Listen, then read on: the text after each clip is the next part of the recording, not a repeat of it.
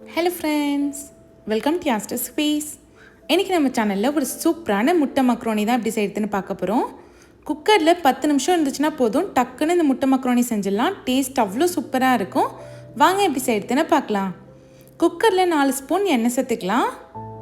எண்ணெய் சுடானதும் பட்டை 2, கிராம்பு 2, ஏலக்காய் 2 எல்லாமே 2 சேர்த்துக்கோங்க.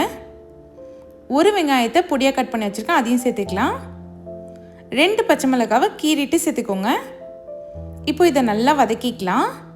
வெங்காயம் பார்த்திங்கன்னா நல்லா வதங்கி கண்ணாடி பதம் வரணும், அந்த மாதிரி வதக்கி எடுத்துக்கோங்க. இப்போ பாருங்கள், வெங்காயம் ஓரளவுக்கு வதங்கிடுச்சு. இதில் ஒரு ஸ்பூன் இஞ்சி பூண்டு பேஸ்ட் சேர்த்துக்கலாம். சேர்த்துட்டு இதையும் நல்லா வதக்கி எடுத்துக்கோங்க. இஞ்சி பூண்டோட ஸ்மெல் கம்ப்ளீட்டாக போகணும், அந்த மாதிரி வதக்கி எடுத்துக்கலாம். இப்போ வதங்கட்டும். இதுலேயே 2 தக்காளி பழம் சேர்த்துக்கலாம். கூடவே அரை கைப்பிடி புதினா மல்லி சேர்த்துக்கோங்க. சேர்த்துட்டு நல்லா வதக்கி எடுத்துக்கலாம். நம்ம சேர்த்த தக்காளி நல்லா குழஞ்சி வரணும், அந்த மாதிரி வதக்கி எடுத்துக்கோங்க. இப்போ பாருங்கள், தக்காளி நல்லா மசிஞ்சு வந்துடுச்சு. இதில் நம்ம மசாலா சேர்த்துக்கலாம். அரை ஸ்பூன் மஞ்சள்தூள் சேர்த்துக்கோங்க. காரத்துக்கு ஒரு ஸ்பூன் தனி மிளகாத்தூள் சேர்த்துக்கலாம். ஒரு ஸ்பூன் மல்லித்தூள் சேர்த்துக்கலாம். ஒரு ஸ்பூன் கரம் மசாலா சேர்த்துக்கோங்க. உங்ககிட்ட கரம் மசாலா இல்லைன்னா நீங்கள் சிக்கன் மசாலா கூட சேர்த்துக்கலாம். ஒரு ஸ்பூன் உப்பு சேர்த்துக்கோங்க. இப்போ இதை நல்லா வதக்கி எடுத்துக்கலாம். இந்த மசாலா எல்லாமே எண்ணெயில் வதக்கிறப்போ நமக்கு நேச்சுரலாகவே கலர் கிடைக்கும். நல்லா வதங்கட்டும்.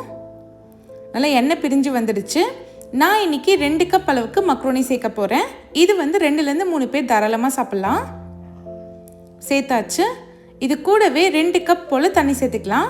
நீங்கள் 1 கப் மக்ரோனி எடுத்திங்கன்னா 1 கப் அளவுக்கு தண்ணி சேர்த்துக்கோங்க. நான் 2 கப் எடுத்ததுனால 2 கப் தண்ணி சேர்த்துருக்கேன். இப்போ இதை நல்லா மிக்ஸ் பண்ணி விட்டுடலாம். பாருங்கள், நல்லா மிக்ஸ் பண்ணி விட்டாச்சு. உங்களுக்கு முட்டை வேணும்னா நீங்கள் இந்த ஸ்டேஜ்லேயே குக்கர் மூடி விசில் வச்சிடலாம். நான் முட்டை சேர்க்க போகிறேன். நான் ஒரு 3 முட்டை சேர்த்துருக்கேன். உங்களுக்கு எத்தனை முட்டை வேணுமோ அத்தனை முட்டை நீங்கள் சேர்த்துக்கலாம். கொஞ்சம் தள்ளி தள்ளி சேர்த்துக்கோங்க. முட்டை சேர்த்துட்டு கலந்துலாம் எதுவும் விடாதீங்க, அப்படியே மூடி போட்டுடலாம். குக்கர் மூடி 2 விசில் வச்சு எடுத்துக்கோங்க, ஹை ஃப்ளேமில். ப்ரெஷர் எல்லாம் போனதுக்கப்புறம் ஓப்பன் பண்ணி பார்த்தீங்கன்னா நல்லா சூப்பராக பாஸ்தா ரெடி ஆகிடும். முட்டையும் நல்லா வெந்து வந்திருக்கும். பாருங்கள் எவ்வளோ உதிரி உதிரியாக இருக்குன்னு.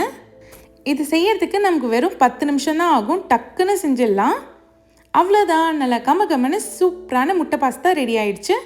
இதே மாதிரி நீங்களும் கண்டிப்பாக உங்கள் வீட்டில் ட்ரை பண்ணி பாருங்கள். ட்ரை பண்ணிவிட்டு எப்படி இருந்துச்சுன்னு கமெண்ட் பண்ணுங்கள். இந்த மாதிரி நிறையா இன்ட்ரெஸ்டிங்கான ரெசிபிஸ் பார்க்க மறக்காமல் யாஸ்டர் ரெசிபிஸ் சேனலை சப்ஸ்கிரைப் பண்ணிவிடுங்க. தேங்க்ஸ் ஃபார் வாட்சிங்.